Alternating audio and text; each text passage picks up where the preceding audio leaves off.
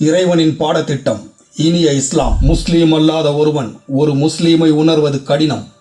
காரணம், இஸ்லாத்தை புரியாத ஒருவனால் ஒரு முஸ்லீமின் தத்துவங்களை புரிய இயலாது. முஸ்லீம்களின் ஜீவாதார கொள்கை மண்ணின் மீது அல்ல, மறுமையின் மீதுதான் பின்னப்பட்டு பிணைக்கப்பட்டுள்ளது. இவ்வுலக வாழ்வென்பது முஸ்லீம்களுக்கு ஒரு சிறு தற்காலிகமான யாத்திரை.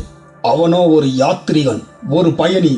தமது பயணத்தை தாமே அமைக்கவில்லை, அமைக்கவும் இயலாது, கூடாது. அவனின் பயண திட்டங்களை இறைவனே வரையறுத்து விட்டான். அவ்வரையறைகளை மீறாது அவன் யாத்திரையினை முடித்து மறுமையில்தான் அவன் வாழ்வெய்த வேண்டும். இவ்வுலகம் அவனுக்கு ஒரு பயிற்சி களம். இதில் இவன் பயில வரவில்லை, பரீட்சிக்கவே படைக்கப்பட்டுள்ளான். அப்பரீட்சையில் அவன் தேறிய பின்தான் நித்திய நிரந்தர வாழ்வென்பதை இறைவனிடமிருந்து பெற முடியும். இத்தேர்வில் அவன் தேர்ச்சி பெற அவனுக்கு இறைவனே தந்த பாடத்திட்டம்தான் இஸ்லாம் எனும் வாழ்வியல். நல்லதை கொண்டு ஏவப்படுகிறான், தீயதில் விலக்கப்படுகின்றான். உலகிலேயே உயர்வான சமூகத்தவராக உயர்ச்சி பெற்றவனாகின்றான். பொன் பொருள் கேளிக்கைகளில் இவனுக்கு நாட்டம் இருக்காது. அவைகள் ஒரு முஸ்லீமை பொறுத்த மட்டில் நிராசைகள், வழிகேட்டில் இறக்கிவிடும் இறங்கு முகங்கள். அவன் தனது இறைவனை தவிர வேறு யாரையும் திருப்திப்படுத்த தேவையற்றவன். அவனின் அடிமுடி சாய்த்தலே ஆண்டவனுக்கென்றி வேறு யாருக்கும் இல்லை. ஆண்டவனை தவிர வேறு யாருக்கும் அஞ்சாதவன்.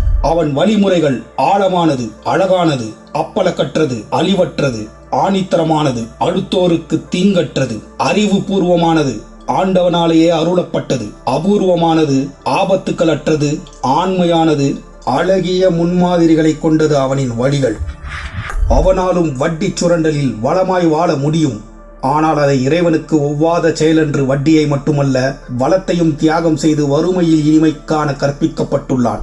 மதுவின் போதையில், மங்கையின் களியாட்டத்தில் மகிழ்வை தற்காலிகமாக பெற அவனாலும் இயலும். ஆனால் இறைவனால் தடுக்கப்பட்டுள்ளான். உல்லாசமாக வாழ அவனுக்கும் தெரியும்.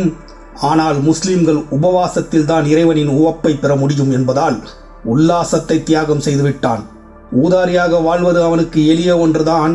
ஆனாலும் ஒழுக்கத்தோடு வாழவே அவனுக்கு பணிக்கப்பட்டுள்ளான். சூதாட்டங்கள் கூட எளிய ஒன்றுதான். ஆனாலும் முஸ்லிம் தடுக்கப்பட்டுள்ளான். கலப்படங்கள், கள்ளச்சாராயங்களில் கணக்கற்று காசு உண்டு என்று அவனுக்கும் தெரியும். ஆனால் களங்கமற்று வாழவே அவனுக்கு பணிக்கப்பட்டுள்ளது, பழக்கப்பட்டுள்ளது. இவைகள் நிலச்சுகங்கள். ஒரு முஸ்லீமுக்கு நிழற்படங்கள் நிரந்தரமற்றவைகள், நிராசையானவைகள். நிரந்தர நிச்சயங்கள் நிலப்போதையில் இல்லை. நிம்மதியும் நித்தியமும் நித்திய நிம்மதியும் இறைவனின் திருப்பொருத்தத்தில் தான் உண்டு என்று உளமாறு நம்பி உலகில் நடப்பவன், உண்மையாய் உலத்திடத்தோடு உலகில் வாழ்பவன். எனவே இஸ்லாத்தின் கோட்பாடுகளை உணராதவரை முஸ்லிம்களின் உயர்வினை உணர இயலாது, முடியாது. காலம் பதில் சொல்லும். அதுவரை நாம் நமது கடமைகளில் கண்ணும் கருத்துமாயிருப்போம். அவன் இந்த உலகம் என்னும் ஆய்வு கூடத்துக்கு வந்த ஆய்வு பொருள். அவன் சீர்பெறுகிறானா சீரழிகிறானா என்பது அவனின் திடமான உறுதியை பொறுத்து உள்ளது. ஆய்விலே தேறியவர்களும் உண்டு, ஆவியானவர்களும் உண்டு. தேறியவன் மூமினாகிறான், அழிந்தவன் முனாஃபிக், நயவஞ்சகனாகின்றான். ஒவ்வொரு நிமிடமும் அவன் சோதிக்கப்படுகின்றான், கடும் கண்காணிப்புக்கு ஆளாகின்றான், கணக்குகள் காட்டப்படுபவனாகின்றான்.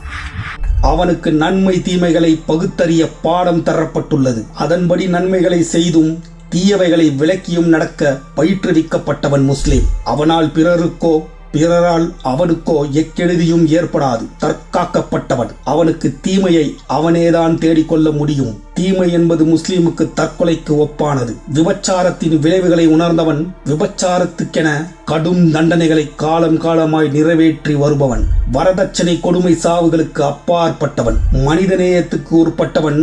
சமத்துவத்தின் சாற்றை அனிதினமும் அனுபவித்து ஊறியவன். சகோதரத்துவத்துக்கு தன்னையே அர்ப்பணிக்க கற்றுக்கொண்டவன். இஸ்லாம் சமாதானம் அவன் தேர்வுக்கு அவனே எடுத்த முடிவு.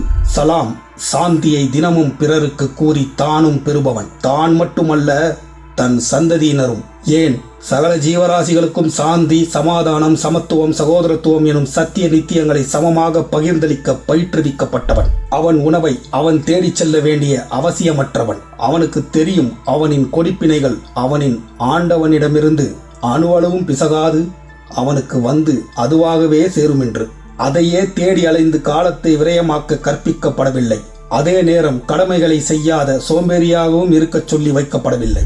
அதிகம் பொருள் சேர்த்தால் அதை அறவழியில் பகிர்ந்தளிக்க அவன் பயிற்சி அளிக்கப்பட்டுள்ளான். குறைவான பொருளிலும் அவன் குறைபடாது நிறைவுடன் வாழ பக்குவப்படுத்தப்பட்டுள்ளான். மிகுந்த பொருளை எப்படி செலவிட வேண்டும் என்று தெரியும். குறைந்த வாழ்வில் எப்படி நிறைவுடன் வாழ வேண்டும் என்றும் அவனுக்கு தெரியும். அவனுக்கும் அர்ப்பணிக்க தெரியும். ஆவி துறக்க கூட ஆண்டவனின் வழியை தேடி போகத்தான் ஆசையூட்டப்பட்டான். அவன் அன்றாடம் அவன் செயல்முறையில் அணுகுமுறையில் ஆண்டவனின் அச்சம் மிகுந்தவன். அவனுள் உறையும் ஈமான் இறையச்சம் அவனை இப்படி பக்குவப்படுத்தி உள்ளது. அவன் யாருக்கும் தீங்கற்றவன். தூய்மையாகவே ஒவ்வொரு நொடியும் இருக்க பிரயாசைப்பட்டு அலையும் ஒரு பிரயாணி அவன். அவன் யாத்திரைக்கு ஊறு விளைவிக்க வேண்டாம். அவன் யாருக்காகவோ வாழவில்லை, ஆண்டவனுக்காக அறவழியில் வாழும் அப்பலக்கற்ற ஜீவன். அவனை நேசியுங்கள். முழுக்க முழுக்க முஸ்லிம்கள் வாழும் ஒரு தெருவினுள் அழகிய இளம்பெண் ஒருத்தி அழகு வெளிப்படையாகவே மிளிரும் வண்ணம் வழி தவறி சென்று விட்டால் கூட அவள் அழகுக்கோ ஆபரணத்துக்கோ உடைமைகளுக்கோ ஆபத்து கிடையாது. முழு பாதுகாப்போடு அவளால் எவ்வித சங்கோஜமும் இன்றி மீள முடியும். 1000 இளைஞர்கள் தெருவில் வாழ்ந்தாலும் அவளை ஏறெடுத்தும் பார்க்காது ஒதுங்கி நடக்கும் உயர்வான பயிற்சி பெற்றவன். முதலில் பெண் உரிமைக்கு முதன்மையிடம் தந்த முன்னோர்களின் வழியில் வந்தவன் முஸ்லிம். பெண்மைக்கு முழு பாதுகாப்பு முஸ்லிம்களாலேயே இவ்வுலகில் இதுவரை தரப்பட்டு வந்துள்ளது. வயது பெண்களை வழித்தடங்களில் கிண்டலடிக்காத இனம் முஸ்லிம்களின் இனம் என்பதை அனுபவித்தவர்களே உணர முடியும். அவன் அழகையோ ஆபரணத்தையோ ரசனை இருந்தும் ரசிக்க வராதவன் என்பது அவனுக்கு தெரியும். ஆண்டவனின் அன்பை பெறவே அவன் அகிலத்தின் அசைவுகள் இசைவுகள் இருக்கும். தாய்மைக்கு தனியிடம் கொடுத்தே தன் தவ வழியினை ஏற்றவன் அவன். போலி சாமியார்கள் அவர்களிடம் இல்லை. மூட பழக்க வழக்கங்களால் அவன் முட்டாளாவது கிடையாது. ஜோதிடர்களின் பொய் புரட்டல்களால் அவன் மயங்கிட மாட்டான். சகுனங்களால் அவன் சலைப்புற மாட்டான். விதவைக்கு கூட விலை மதிப்பற்ற வாழ்வு தர தன்னையும் அர்ப்பணிக்க தெரிந்தவன். வீயின் கூச்சல்கள் அவன் வீதியில் இருக்காது. கடிந்துரைகள் அவனிடம் இருக்காது. பணிந்துரைகளாலேயே அவன் பழக்கப்படுத்தப்பட்டுள்ளான். ஆர்ப்பாட்டங்கள், ஆடல் பாடல்கள், அனாச்சார ஆரவாரங்களற்று அவன் ஆண்டவனை தொழுது பழக்கப்படுத்தப்பட்டுள்ளான். அவர்களின் கூட்டுத் தொழுகையில் கூர்ந்து பாருங்கள். அவன் உலகை துறந்து ஒன்று கூடி ஒரே இறையை ஒரே மறை ஓதி ஒரே சீராய் ஒரே மூச்சாய் ஒன்றாய் தொழுக பழக்கப்படுத்தப்பட்டுள்ள ஒரு இராணுவ கட்டுப்பாட்டுக்குள் அவன் கடமையாற்றும் அழகை நீங்கள் வேறு எங்கும் பார்க்க முடியுமா? உலகின் எந்த மூலைக்கு சென்றாலும் ஒரு முஸ்லிம் இன்னொரு மூலை முடுக்கில் உள்ள முஸ்லிமையே பிரதிபலிப்பவன். அவனிடம் ஒரு உலகளாவிய வடிவமைப்பு உண்டு. அவனுக்கு மொழி பேதமில்லை, இனபேதமில்லை, ஏற்றத்தாழ்வில்லை, பணபேதமில்லை. அவன் அனைவரையும் ஒரே தாய் மக்களாகவே நேசிக்க பயிற்றுவிக்கப்பட்டவன். ஆப்பிரிக்கா நீக்ரோவை கூட அன்புடன் ஆரத்தழுவும் அமெரிக்க முஸ்லிமாக மட்டுமே இருப்பான். நிறம், இனம், வர்ணம், ஜாதிகள் இவைகள் அவன் கற்றறியா பாடங்கள். அவன் வெறுப்புகள் அவைகள் முன் அவன் நெருப்புகள். அவனை பரந்த மனதுடையோர் நேசிப்பர், குறைந்தபட்சம் வெறுக்காமலாவது இருப்பர். திறந்த மனதுடையார் யாரும், உலக ஞானமுள்ள யாருமே அவனை ஏற்றுக்கொள்வர், போற்றி நடப்பர். இன்ஷா அல்லாஹ்.